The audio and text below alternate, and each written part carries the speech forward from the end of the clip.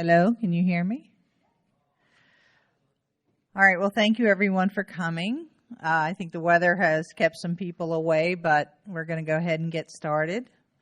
So welcome to the libraries. My name is Bella Gerlich. I'm the Dean of Libraries, and I want to thank everyone for making it here tonight. This is our Marvel's Comics into Film, Essays on Adaptations Since 1940s, and we are doing this event with the College of Media and Communication.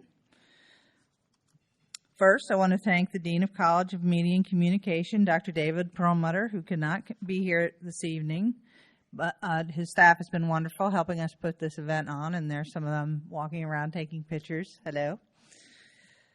This is our third co-sponsored event with the college, and we have just had wonderful success and always get our things up on YouTube, so take a look. Next, I want to thank our event co-sponsors who have tables and representatives here tonight, Lubbock Con and Star Comics. We appreciate your support very much and are grateful you're here with us. The University Libraries is proud to be hosting tonight's panelists, and these co-editors are Rob Weiner, librarian and pop culture guru for the University Library and personal librarian for the College of Visual Performing Arts. Rob Peaslee, associate professor for the College of Media and Communication. Rob. And Matthew McEniry, metadata assistant librarian for digital resources of the University Library. Matt. We are recording this evening's discussion, and it will be found on ThinkTech, our online publishing and archival service, in a few days' time, and watch for the link in our Facebook and Twitter pages. Speaking of Twitter, please follow along and join in the conversation on #MarvelPanel.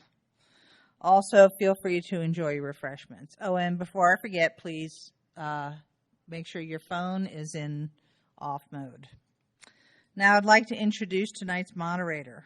Paul Allen Hunton is the general manager of KTTZ TV, Texas Tech Public Media. He is a two-time Emmy-winning nonfiction filmmaker, the co-creator and executive producer of the PBS digital series Global Weirding with Dr. Catherine Hayhoe, and the creator and executive producer of the PBS program 24 Frames. He sits on the Digital Media Advisory Council for PBS, is a 2016 Wincote Foundation Public Media Fellow, and his latest nonfiction feature film, Between Earth and Sky, will be touring university theaters and film festivals in 2017. It is my pleasure to welcome Paul Hunton to the stage. Thank you, Paul. Thank you, Dean Gerlich. It's a pleasure to be here with these honorable gentlemen once again. This is like an annual event for us. We were here last year with their book on the Joker, which is a fabulous book. It's over here for purchase, so make sure and check out the table there.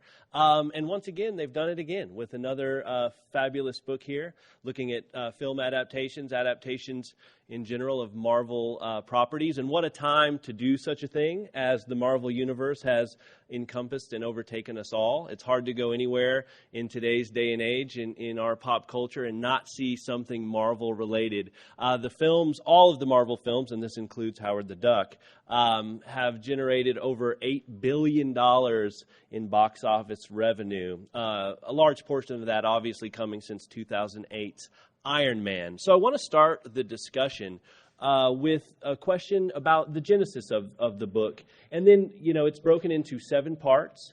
And if you could just go into a little bit of why put this book together, and then 2, what do each 7 parts sort of represent, or what's the narrative thread there to the 7 parts? Well, why put this book together? Because Marvel's awesome.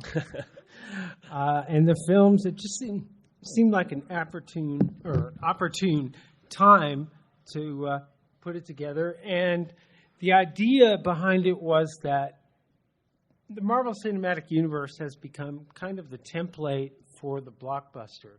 But there were a lot of Marvel films with their characters long before the cinematic universe as we know it.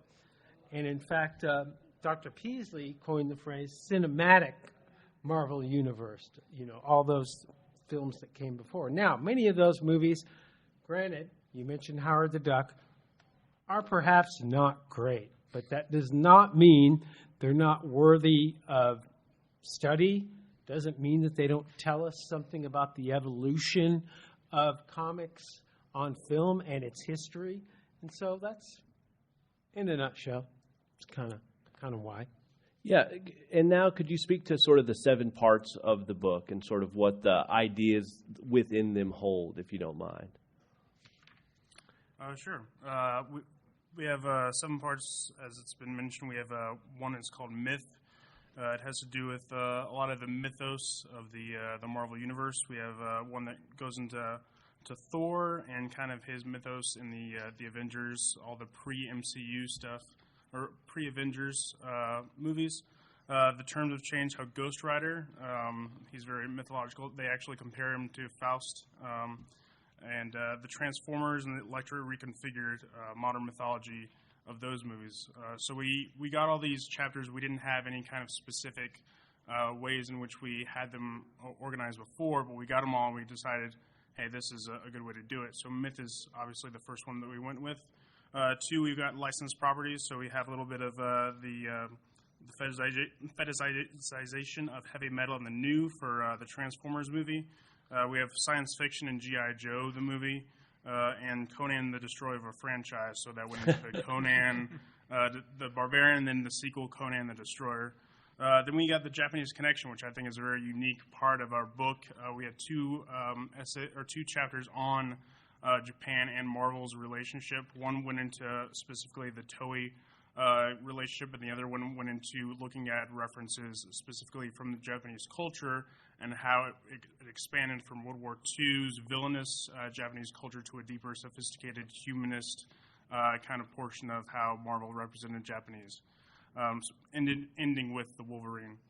And then we also have part 4 was setting up the Marvel Cinematic Universe, which went into both the television universe and the TV movie universe, as well as Captain America's arduous journey to the silver screen, starting from the 1940s serials of Captain America, going into the 1973 Turkish Captain America and Santos versus who? Spider-Man. Versus Spider-Man. Evil Spider-Man in a green costume. And how the 1940s serial had nothing to do with the actual Captain America at all. He was a district attorney. He shot a lot of people. He didn't have a shield. And the progression that goes from his serial into the silver screen into eventually First Avenger and then Winter Soldier. And then we ended that with the primetime heroics of the small screen Avengers with the TV cinematic universe. Part 5 was an attempt of progressivism. We got a lot of things for progressivism, such as the damsels in Transgress, talking about how there's 2 tropes of how Marvel represents damsels in their movies. One being the reciprocal rescuer, damsels that are rescued and then have to rescue themselves. If you look at Iron Man 3, Pepper was rescued first, and then she at the end rescued Iron Man. And then the second one was I forget.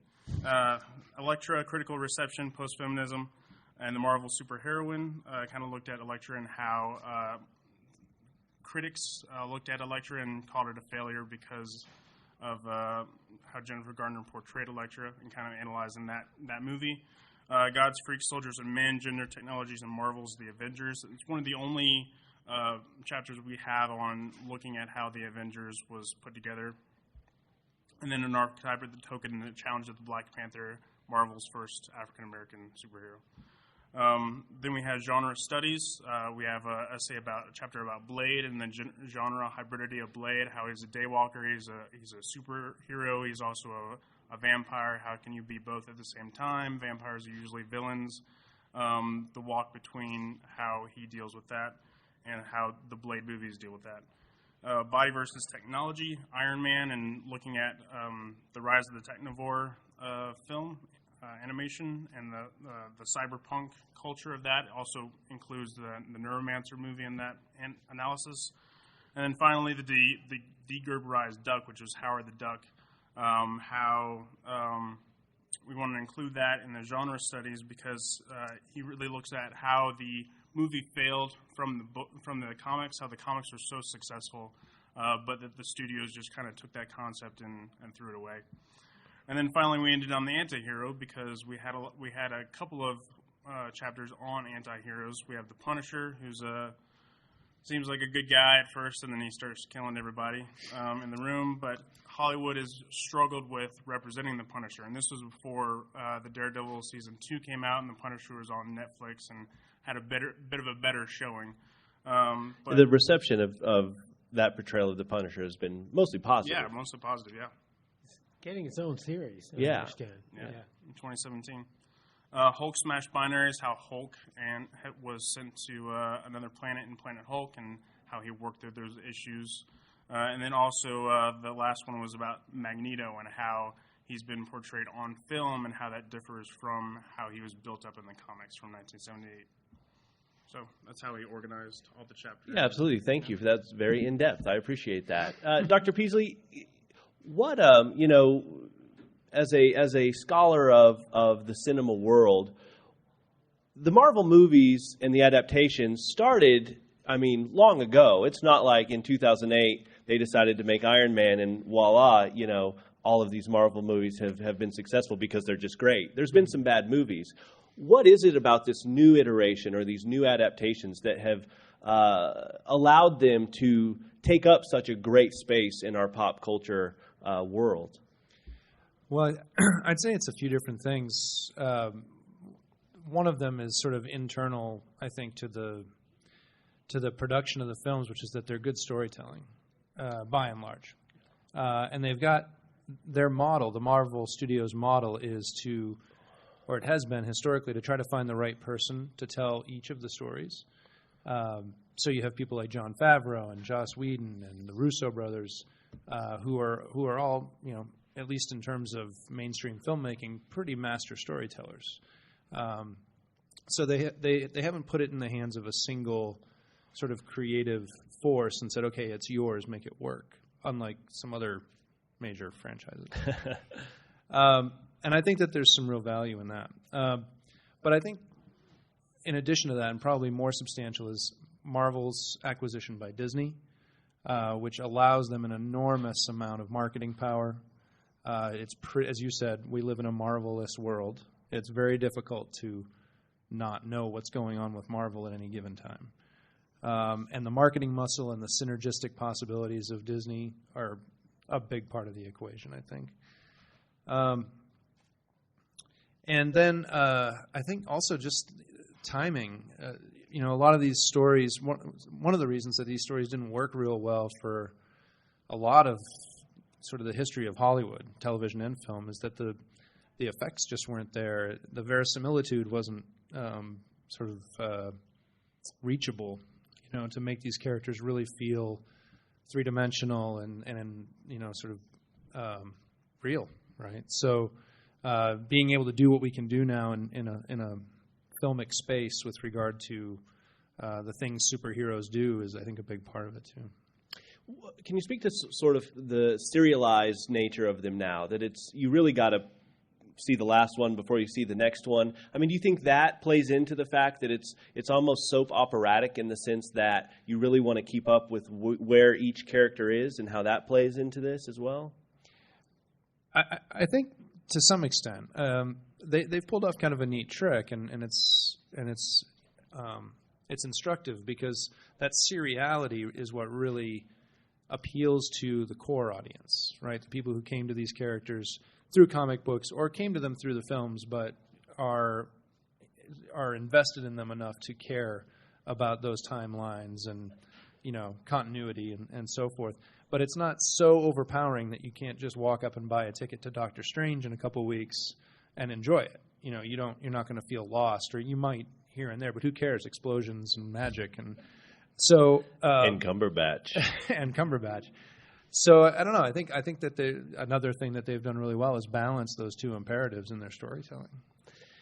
And also, they've been able to attract world-class Hollywood talent. It's not, Roger Corman's Fantastic Four. which we'll get to in a second, it is A+.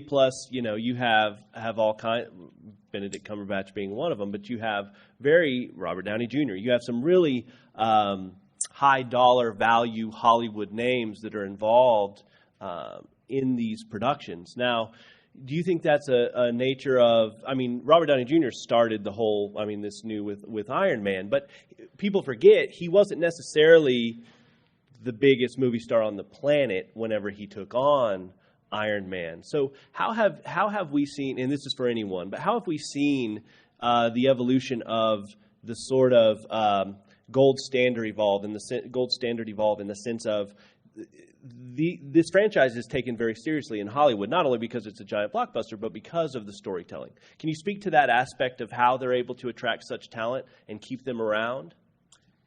Here's the thing. With Iron Man in 2008, not a lot of people across the world knew the character of Iron Man.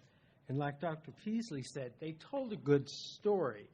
And Robert Downey Jr. kind of owned the role of Iron Man and Tony Stark, to where it's very difficult to see somebody else take that role. It's probably going to happen, because he's, getting into his mid to late 50s at this point. Although perhaps in the suit he could do it till he's in his 80s. I mean, why not? But it's how the story itself, which has ties to the comics. In some ways, it's faithful enough to the comics to keep all the fans happy, but has that mass appeal, to a general audience. And, it's not just, fanboys going to see these films. It's everyone, from little kids to people in their 80s, right? And it's not just men. More than, I'd say, at least half, if not more, of the audience for these movies is women. And I think in part because of the good storytelling, the actors who are attracted to these properties.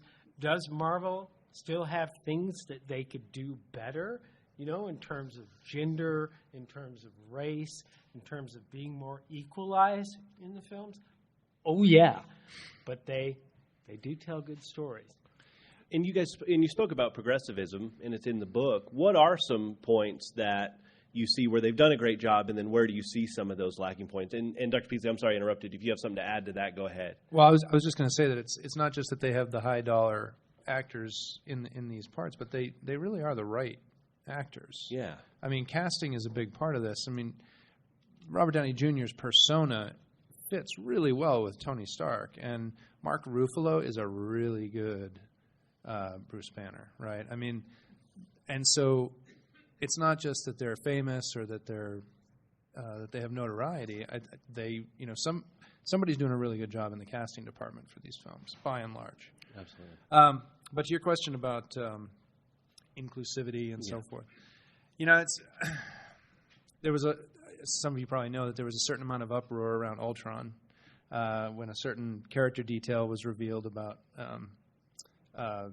Black Widow, right? That she couldn't have kids. And Joss Whedon actually took a fair amount of heat for that. And it was interesting to sort of see that play out. It's more interesting to me, and this again comes back to the Disney connection, when you look at the merchandising around the films. One of my good friends who's a colleague, was a colleague when I was in my PhD program, Chris Bell. He's at the University of Colorado Springs. He did a TED Talk recently about the importance of female superheroes. And he pointed out all these occasions where merchandise ignores female characters, especially Marvel merchandise. And the reason that he posited was because Marvel is owned by Disney, and Disney has the female market taken care of with its princesses. And they acquired Marvel to appeal to boys. So why would they market toys to girls from the Marvel universe? And if you look, you'll actually see that there's very little merchandise for Black Widow out there. There's very little merchandise for Gamora from Guardians of the Galaxy out there. Now that the tide is starting to turn on that just a little bit, But for a while, right after Force Awakens came out, there was very little merchandise if you were interested in a Rey action figure or costume, right? So that to me is what's really interesting. It has very little to do directly with casting or narrative decisions, but it's in the sort of ancillary merchandise market where you really see some of the problems. Other two panelists, any thoughts on the progressivism of what's happening in the Marvel universe? Is there any other places you're seeing where they've been progressive, or other places where you've seen them lack in that progress? Well, we are getting a Black Panther movie, and we're getting a Captain Marvel movie, so that's a good step forward, We had a Luke Cage series just on Netflix, yeah. The Luke Cage series, which is fantastic, and it's done real well from what I understand, Jessica Jones. But, those series are not for kids. I mean, we're talking they called it NC-16. It's not something I'd want my children, if I had them, to watch, certainly. But it's been a long, hard road to get to those points. And still on the Avengers, we have one female member. Just saying. Yeah. It's not equal, and yet the audience is primarily divided, right down the middle between men and women. And if you expand out from Marvel, and again, this is one of Chris Bell's points, there's something like 36 or 38 superhero movies coming out in the next, 6 or 7 years, and 2 of them have female leads. Wow. So the problem hasn't gone away by any stretch. I still think that Marvel is really reeling from Elektra, and they're not ready to. They saw how much of a failure Elektra was, just because it wasn't supported by audiences and the production value was bad.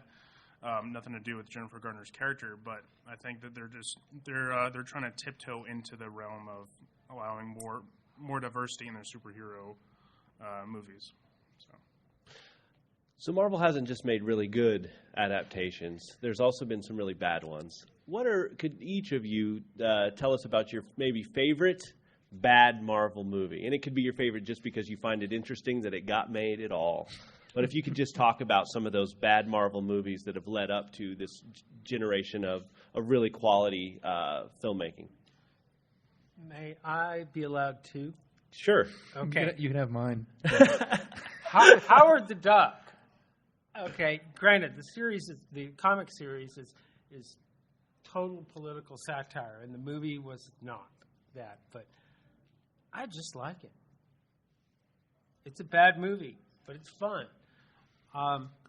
But really, Captain America 2, Death Too Soon, the television movie, only because Christopher Lee is the villain, and Christopher Lee kills it in any role he plays, no matter what. So he just has a presence about him. The movie's terrible, but hey, I like it. Matthew? It's a tie between either Daredevil or Punisher Warzone, because Punisher Warzone was promised to be more of a graphic, very bloody Punisher. It didn't. It got a new Punisher, new actor, who I thought wasn't as didn't have as much of a presence on screen, but they make for some good scenes. But it just you killed Gizmo in the movie, and so that's really one of the Punisher's main sidekicks. The story didn't make much sense. He kind of just went through and tried to knock off all the mob villains, and the production value was pretty poor. The CGI was iffy, so that was pretty bad. But Daredevil also took the cake. It was supposed to be a darker superhero movie but it also had the Elektra crossover and the Bullseye, and I mean, it was kind of if you watch it enough times, it's almost like a slapstick at some points. It had a good Kingpin fight, I thought, but nothing to compare to Netflix's Daredevil now. So Ben Affleck as Daredevil, and who is Bullseye? Was it Colin Farrell? Colin Farrell. Yeah, God. Bring on the pain. Well, That was that's a DC? DC. Oh, Catwoman is by far the worst film ever made. There are a whole bunch of bad DC I'll tell you a movies. quick story about Catwoman. I actually had to watch that film multiple times for a project I was working on as a doctoral student because I did a random sample of films that I was doing a content analysis, blah blah blah. But I had to watch that, and I had to watch it several times. Oh. And there are scenes in that you just don't recover from. They're just that bad. For me, it's the Incredible Hulk, the television series and the movies, the TV movies that kind of evolved out of that. There was something so late 70s about those texts that is both sort of hilarious and also warms my heart. It's part of my childhood, and I remember growing up watching the Incredible Hulk back to back with Dukes of Hazzard, and it's about as happy as I've ever been. That would be my pick. Do you guys see a connection between, the post 9/11 world and the rise of the comic book movie in the zeitgeist of our popular culture as a form of escapism and also sort of wishful thinking in the sense of a lot of times, especially the Marvel movies, less so than the DC movies, really make a pretty clear line, except for Civil War, obviously, make a pretty clear line of this is evil and this is good, and these people will save you and these people won't. And in the geopolitical post 9/11 world we live in, with conflicts happening all over the place, hard to tell who's who and what's what. Do you see that having any connection to the popularity of the Marvel Cinematic Universe and comic book movies in general post 9/11? And does anyone want to speak to that? Sure, I will. I think there's something there. I mean, if you think about the initial rise of the superhero archetype in comics, it coincides largely with World War II, right? A lot of these heroes, when they're first imagined, are imagined as explicitly American superheroes fighting against explicitly foreign villains. That configuration doesn't ring true to audiences anymore. It's probably reads as sort of hokey, ham-handed. We're in a different time, but I do think that there's a certain amount of I guess wish fulfillment or escape in. There's always been escape in these texts, right? It's always been kind of a new mythology, right?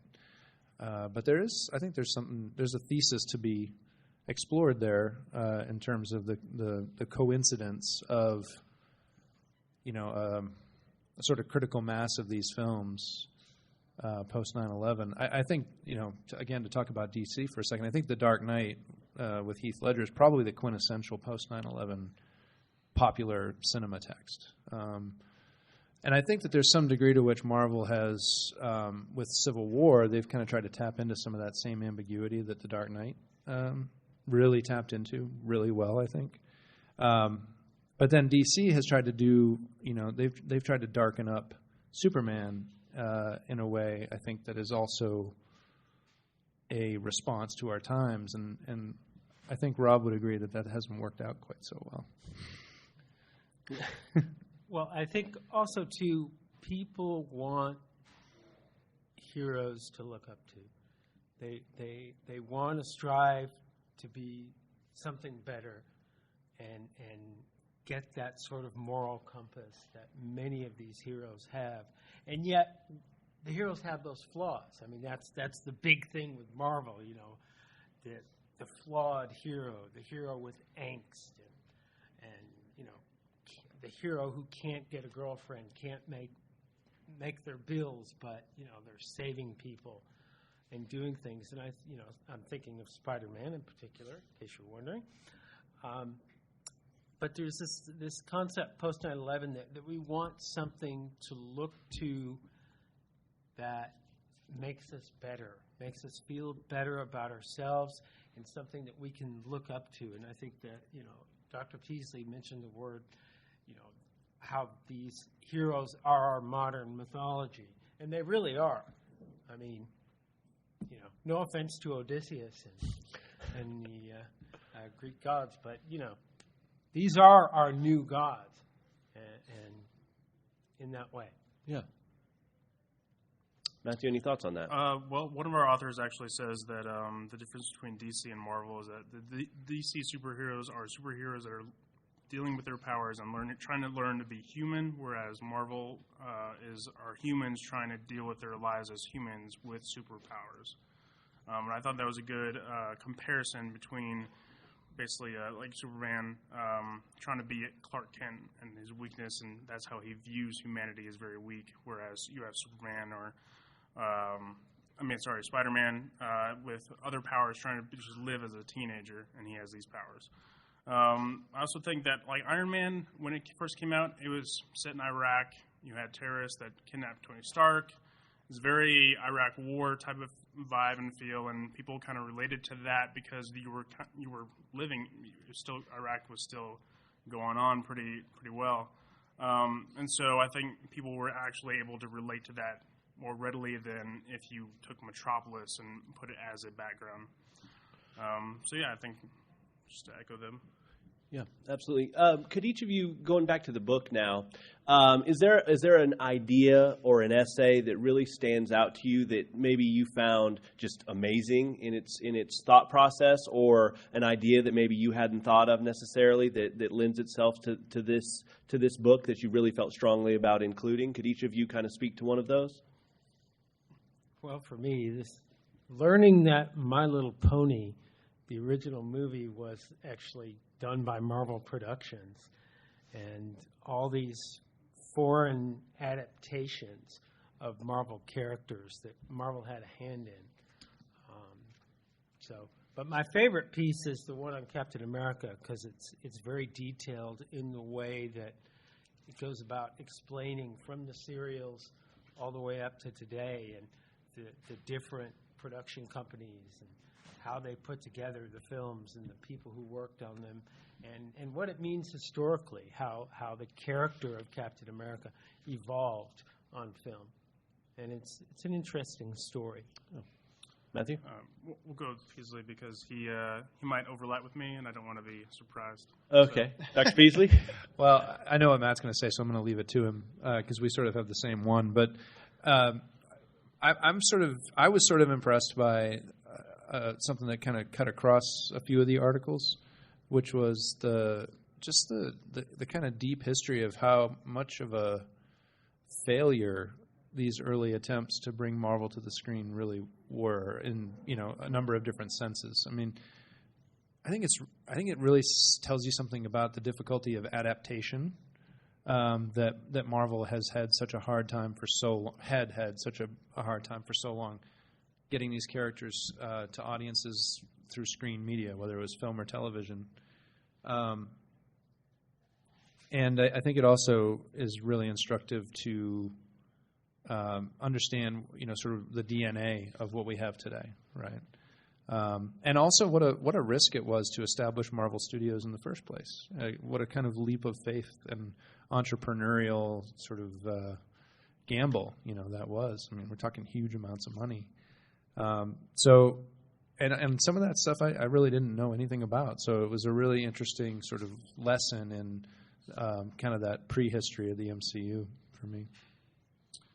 Mine was a chapter called Marvel and Toei, and how Marvel Studios actually worked with these Toei animation production studios in the late 70s, and they adapted Spider-Man into this Japanese character, Spider-Man, which was to relate more to Japanese culture. So they made Spider-Man into a guy who had these superpowers, but also had this giant mech that would fight enemies that would grow up to as big as buildings if we've ever seen Power Rangers or something like that, and how his progression through Japanese culture also influenced the Sentai teams, which are these teams of superpowered teenagers that also would form a team and fight these monsters, and also would influence directly the creation of Power Rangers with the help of Toei. So I thought that was very interesting how they went from Marvel, Spider-Man, Spider-Man into influencing the creation of Power Rangers. Which then reciprocally has a huge impact on American culture. Yeah. And if you go and you look at the Power Rangers, you're like, oh, of course, they look like Spider-Man. Yeah. I didn't know that. That was one of my favorites as well. Yeah, that is very fascinating. I could keep asking questions, but I'd like to give our audience an opportunity if they have any questions to chime in. I think we have a floor mic. We've got 2 out here. Okay, we've got. If you have a question, would you please raise your hand? Right here in front. They'll bring you the mic real quick, just for the sake of. Turn these things on, guys. Yeah. Okay. There we go. Is it on? Yes. It is. This is the question I had for you, Rob, this morning when you gave the Captain America, but it plays into the film versions. Were these comics, were these productions translated into Spanish, French, Italian, Chinese, Russian, or have they principally stayed in English language mode? They've stayed in English language, but not always. There were Italian versions. There were some Spanish versions. Certainly now the films are dubbed into all kinds of languages for the different markets. But there were actually some comics that were made in the 1960s that were X-Men comics that were not officially approved, but were, very, very successful. So, yeah, I mean, the characters themselves have worldwide appeal and have since the beginning of their creation in the 1940s. But they haven't. The comics and the movies, the early movies anyway, were not always translated worldwide. I would just, real quick, that's another reason probably that we have seen such success with the MCU is the very nature of those films. They export really well. You don't need a lot of English to understand what's going on in those films, right? I mean, you might miss some of the humor and some of the finer character points, but by and large, you get it, right? And you can still be wowed by the sort of technical prowess and so forth. And so those films, I mean, the global box office on those films is enormous, and in many cases more than they make domestically. And a little side story, visiting Texas Tech was an artist who worked on Captain America Civil War last week, and he was doing a session with students, and someone asked him about the scripting process and how his role in all of that. He's a storyboard artist, and his response was, it kind of made me sad as a filmmaker, but I understand. We said, so do you take the script and then you adapt the storyboards to the script? And he goes, oh, no, there's no scripts for these things. They come up with about 3 or 4 really big set pieces, and they say, I want to see a helicopter fly across and come down and explode, and then I draw that, and they build a story around that. And I was like, oh, that's how they make these? So that was kind of depressing. Depressing. And they're interchangeable, right? Yeah, so that's what he said. He'll storyboard this whole sequence, and then they'll decide, oh, we don't want that for Civil War, but let's save it for Black Panther. And they'll just take the same sequence and pop it into the middle of the film, change the characters, and voila. Yeah, it was a little disheartening to hear that. But, hey, it worked, right? I guess so. Do you have a question, sir? Right here. So, historically, like, Marvel's only, or Disney now, but they've only had a good portion of the characters, but like the X-Men are still outside of the Marvel Cinematic Universe, and they've just gotten Spider-Man back, but then you also have the characters of like Quicksilver and Scarlet Witch that are in both. Yeah. What do you see as the future of, like, is Marvel or Disney ever going to get all of the characters back? How will that happen? Or what's the... As soon as it is expedient for them to do so, I think probably they will. I mean, if Fox's Fantastic Four, right? Correct, yes. So that last Fantastic Four movie did not do them any favors, right? So it's easier now if you're Marvel to say, hey, why don't you guys let's do a deal on the Fantastic Four and get them back in the fold. If they're making great Fantastic Four movies over at Fox and they're making tons of money, probably not so much. And we saw that with Spider-Man, right? Right. I mean, yeah. We saw that box office kind of go like this, which sort of forced Sony's hand. Mm-hmm. Yeah. Yeah, and that's why their collaboration with Homecoming is so strong now. But I mean, Deadpool, I don't think will ever go over to the Marvel one to Disney one, because Disney will never create a rated R movie. That's why Punisher will be on Netflix, and why all those darker and more racier or violent series are going on Netflix now, is because Disney doesn't want to produce that type of movie. But I don't think, and I think the X-Men will get rebooted again. You'll go to another class or another thing, like the new Wolverine movie coming out with Old Man Wolverine. You'll just change it up a little bit. So I don't see the X-Men or Deadpool or anything going back towards Disney. But as certain franchises do dip down, I'm sure they will go and try to say, "Oh well, we'd like to work with you. Maybe require those rights back, or we'll do a partnership of some sort." I mean, I suppose it could happen. I mean, let's face it, Disney is wealthy beyond belief, so a large wad of cash might work. I don't know, to get those characters back. I don't know, but Matt brings up an interesting point. I mean, supposedly the new Wolverine movie is going to be R-rated, and Disney's superhero movies are not going to be R-rated. I just don't think they're going to allow that in that way. Another brief thing to do is that Disney is no longer allowing new X-Men to be born, because they don't want to give Fox the rights to any of those new X-Men, and they've also stopped the Fantastic Four comics from being produced. So they have the ability to kind of cut off fan interest, yeah, exactly, in that those types, by stopping the production of the actual comics. So that could also be something, if they deem a franchise to be in danger, they could also say, "Oh well, we're not producing any more of those comics. You might as well just give us the rights back so you can actually make more movies." Starve them out. Yeah. Interesting strategy. Any other questions from the audience? Yeah, this has been a great discussion. Thank you all very much. I have a two-part question. The first is, it seems like the book is really focused on adaptation of the comics into film, right?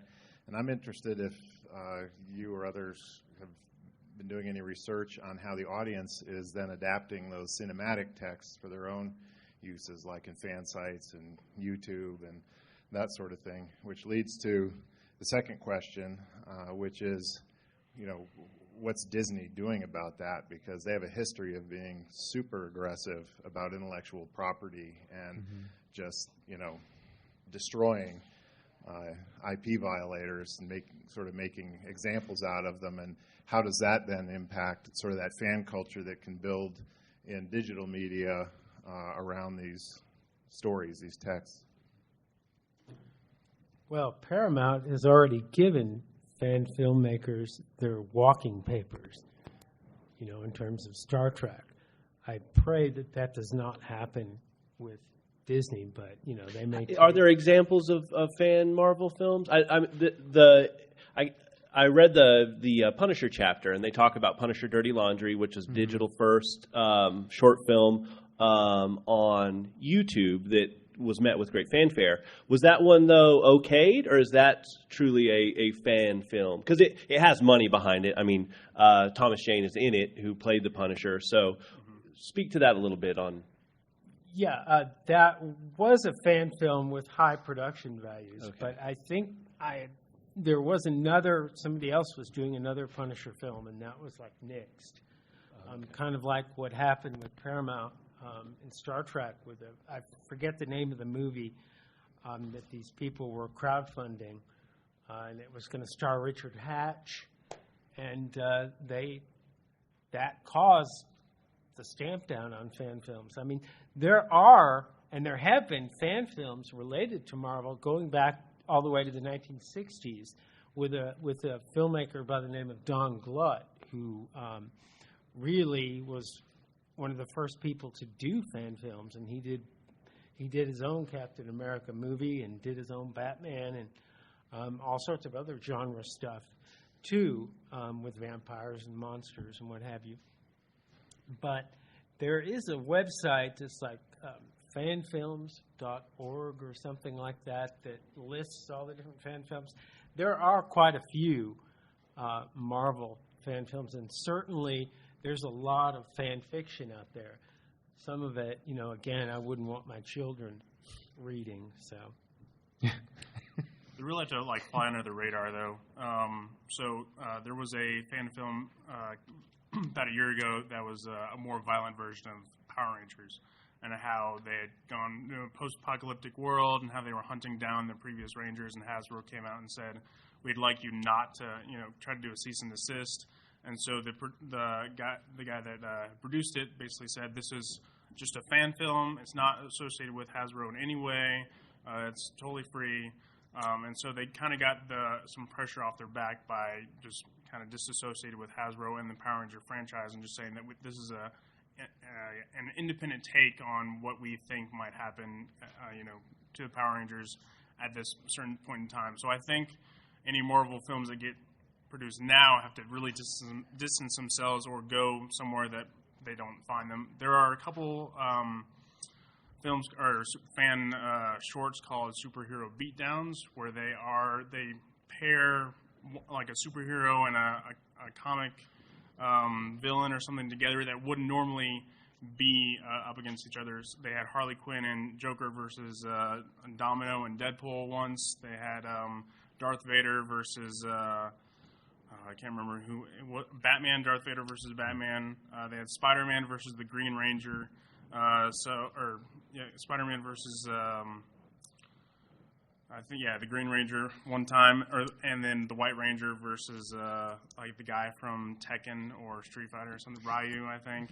So they do all these very odd combinations, and they kind of just hide them under the radar. They don't try not to make any money from them, and they don't publicize them all that much. So I think any ones that do go out, as long as they don't get 300 million views and they don't make a ton of money off them, and they're labeled as fan fiction, fan films, Disney hasn't been, or Fox or Sony hasn't been constricting them to roughly on that.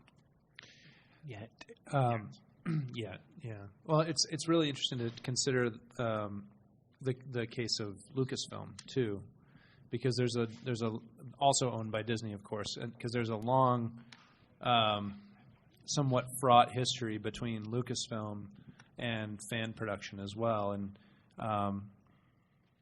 toward the end of Lucas's sort of direct association with Lucasfilm, they had started to come around to more of an approach of control and co-optation rather than litigation and sort of the policing. So by seemingly empowering fans to create content, but under the auspices of we get to do stuff with your content, right? So, and I think that's continued with Star Wars content by and large since they've been acquired by Disney. I would be surprised if they didn't do similar things with Marvel, but I'm not quite sure what they're doing with it. Again, unlike Paramount in Star Trek, which they're wanting it to cease and desist, but the genie's out of the bottle. I mean, there are so many professional Star Trek fan films, some with, Nichelle Nichols, one with William Shatner that I came across the other day. And that guy will do anything. Called Strong. He'll actually be here in a minute. That's not true. I love the Shat. I'm an unabashed Shatner fan. So, but you've got stars of series actually being a part of something that's related to fandom, and why shouldn't Robert Downey be in a fan film at some point? I mean, it's fun. I mean, there's that one. It's a DC one called The Death and Return of Superman. It's got Elijah Wood, Ron Howard, Simon Pegg. Is that the Max Landis? Yeah, the Max Landis one, and that's... It's interesting, yeah, absolutely. Any other questions from the audience? I just have a couple. Yes, sir. One, I have to ask about the one article in here. Oops, excuse me. Something about de-gerbling duck? Oh, yeah. Can you explain that? Well, if you de-gerbil a duck, there's a 5-page pamphlet. I'm just joking. It's de-Gerbering. Gerbering. Okay. Yeah, Steve Gerber is the creator of Howard the Duck. And the comics were such social satire. I mean, in one of the 1977 issues, Howard runs against Jimmy Carter. Okay, so it's political and social satire. And what Hudson is arguing in there is that the reason the movie failed is because it made it a kids' movie. Yeah, they removed all of that. Tried to make it funny instead of the serious social satire that Howard the Duck actually is. And so, because it didn't De-gerbling a duck would be... That's what I'm saying. There's got to be a book for that. That's a different comic. That's a different comic. And another thing on that note is Howard the Duck was very meta too, much like we saw with the rated R Deadpool film. Mm-hmm. So there's a model there now that you could say, well, that was Howard the Duck in the comics. Yes. Why not make a Howard the Duck movie in the vein of Deadpool now that we have a proof of performance and Deadpool made a bunch of money? Certainly. And, of course, Howard the Duck appears in Guardians of the Galaxy. Mm-hmm. And the other question has to do with sort of the translation from basically, I think, the cinematic universe into the world of gaming, sort of interactive play. Mm-hmm. Has there been, I think I've seen a couple of Spider-Man video games that were well received. Or what do you know about the sort of appropriation of that universe into an entirely different interactive... Adaptations to video games. Yeah. Well, Spider-Man 2 was the best Spider-Man game. That was on PlayStation 2 many, many years ago. And the reason why people love that video game is because you could free web sling around. And now all the Spider-Man games are, for lack of a better term, on rails. They don't allow you to go in and explore the city. Okay. But after every single movie, there's usually a game that comes out. It's either it's produced by a studio that has really no interest in making a good game. They just make a game. Yeah. So you can see that in the Iron Man films. Usually an Iron Man video game was made after an Iron Man film, and it was terrible. It was just a story basically that followed the movie and didn't allow you to do anything. Some of the better games, such as Marvel Universe Heroes, are kind of they're action RPGs.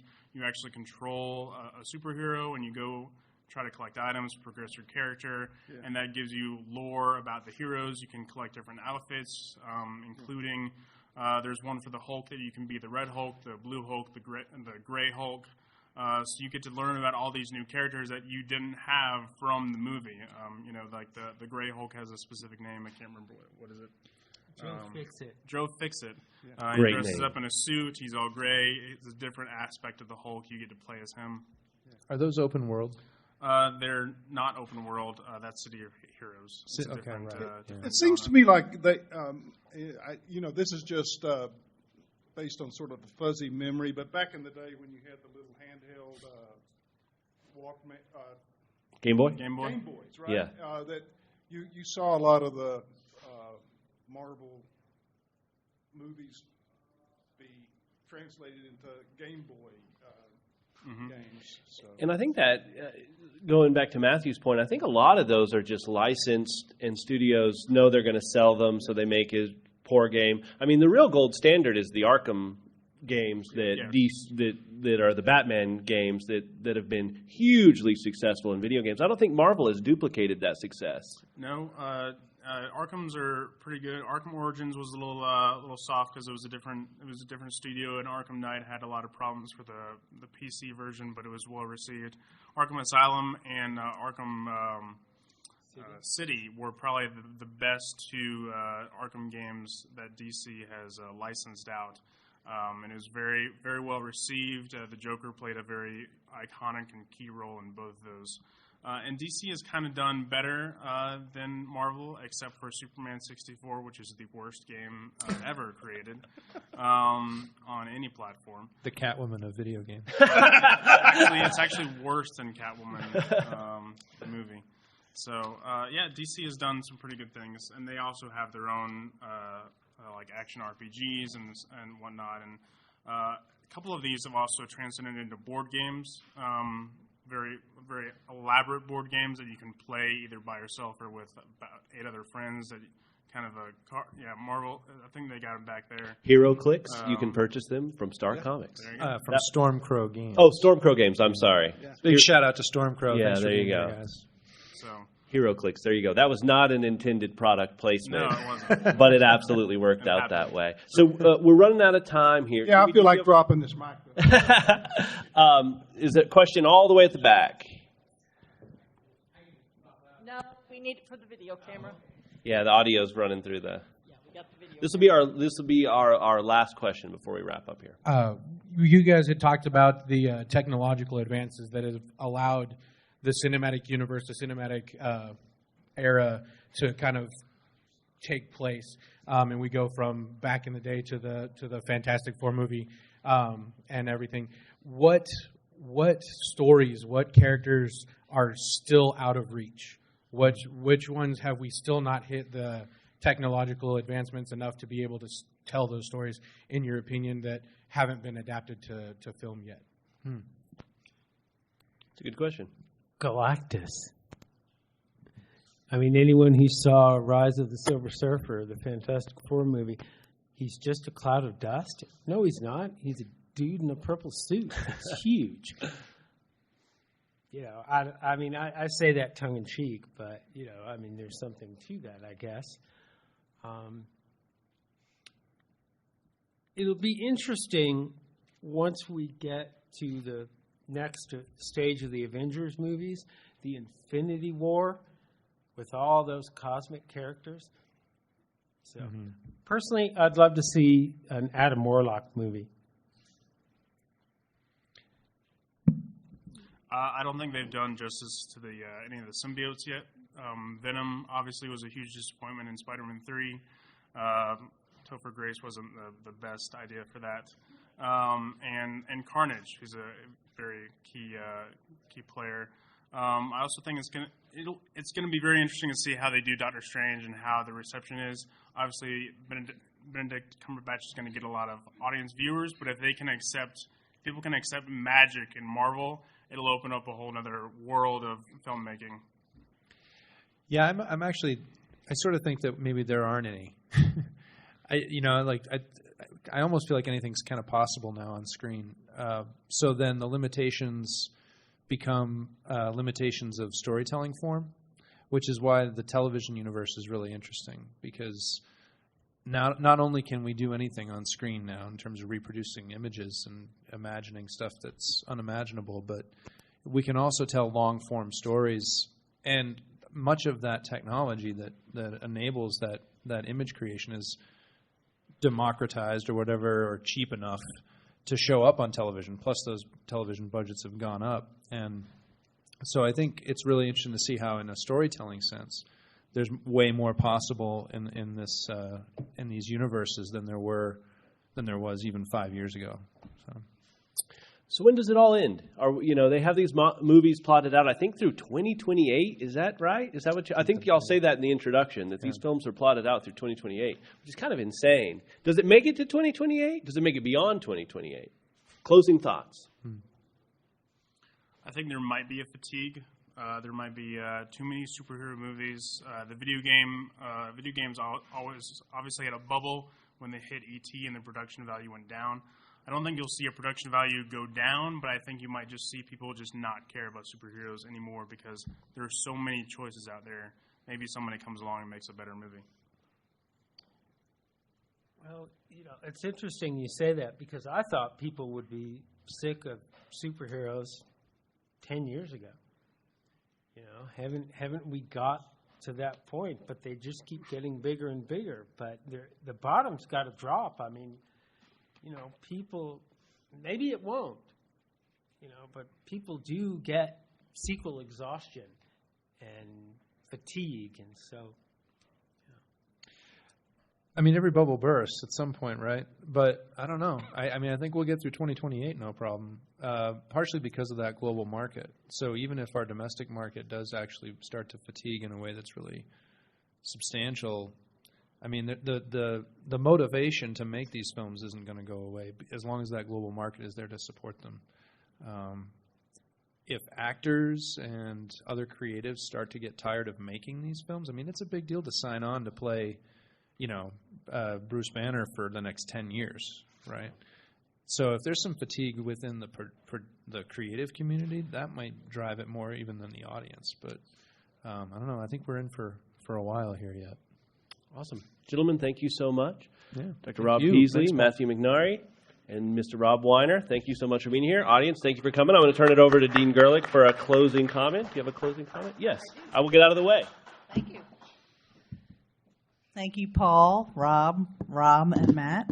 That was a great discussion. I really appreciate it. For each one of you tonight, we have this lovely commemorative poster, so you can hang these in your office for tonight's evening. Thank you. Thank you very much.